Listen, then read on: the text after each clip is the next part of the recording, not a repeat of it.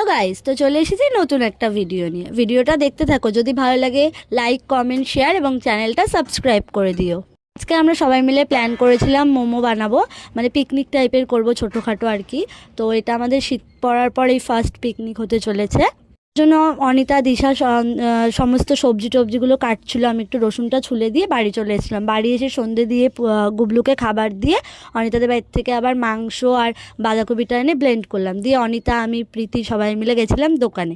আর যা যা কেনার ছিল সেগুলো সব কিনে এনে তারপরে চলে আসলাম অনিতাদের ছাদে। এসে অনিতা আর আমি মিলে মোমো স্টাফিংটা রেডি করলাম, দিয়ে মিঠুনদা আবার আমাদেরকে ময়দাটা একটু মেখে দিয়ে গেল, কারণ আমরা তো মাখতে পারি না। তাই তারপরে আমরা এখানে সমস্ত মোমোগুলো অনিতা রেডি করলো, দিয়ে স্টুটা রেডি করলো, দিয়ে চন্দ্রা আবার আমাদের জন্য একটু চা করে আনলো।